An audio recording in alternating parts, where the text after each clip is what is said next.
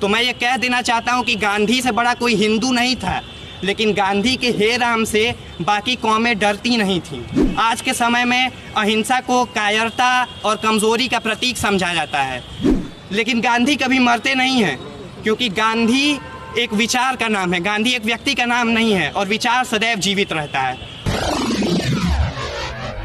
नतीजा ये हुआ कि आधी रात को गांधी जी को रेलवे स्टेशन से बाहर फेंक दिया गया, लेकिन गांधी जी ने उस जख्म को सहलाया नहीं, उसे कुरेदा और उनके अंदर एक हथियार उगाया, सिविल नाफरमानी। जालिम का न कहा मानना ही सिविल नाफरमानी है, और इसी के साथ एक इतिहास की शुरुआत होती है। लुई फिशर कहते हैं कि अगर उस अंग्रेज़ के बच्चे को ये मालूम होता कि जिस आदमी को वो ट्रेन के डिब्बे से बाहर फेंक रहा है वही आदमी एक दिन अंग्रेज़ी हुकूमत को पूरे ग्लोब से बाहर फेंक देगा, तो ऐसी गलती कभी नहीं करता। बड़ी अजीब विडंबना है कि गांधी के देश के लोगों ने ही गांधी को सबसे कम पढ़ा व समझा। हैरी पॉटर और चेतन भगत को दिन रात भोर दोपहरी एक करके पढ़ने वाली युवा पीढ़ी अगर गांधी जी को तबीयत से पढ़ दी होती तो आज पीढ़ियों का सबक शायद कुछ और होता, लेकिन हमने ऐसा नहीं किया, और यही कारण है कि आज तमाम फैंसी और फेसबुकिया ज्ञान हमारे पास हो गए हैं।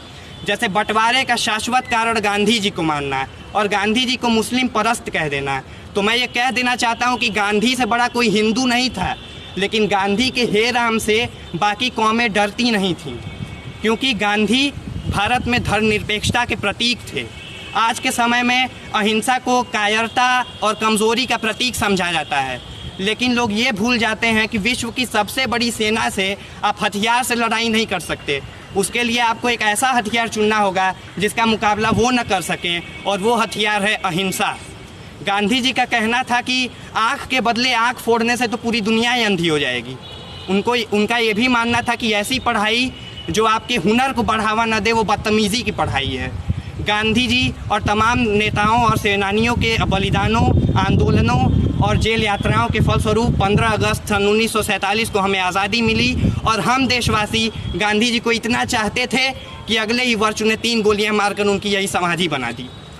लेकिन गांधी कभी मरते नहीं हैं, क्योंकि गांधी एक विचार का नाम है। गांधी एक व्यक्ति का नाम नहीं है, और विचार सदैव जीवित रहता है। अंत में दुष्यंत कुमार जी की चंद पंक्तियों के साथ अपने व्याख्यान का समापन करना चाहूँगा कि खुदा नहीं न सही, खुदा नहीं न सही आदमी का ख्वाब सही, खुदा नहीं न सही आदमी का ख्वाब सही, कोई हसीन नज़ारा तो है नज़र के लिए, वो मुतमईन है कि पत्थर पिघल नहीं सकता, वो मुतमईन है कि पत्थर पिघल नहीं सकता। मैं बेकरार हूँ आवाज़ में असर के लिए, मैं बेकरार हूँ आवाज़ में।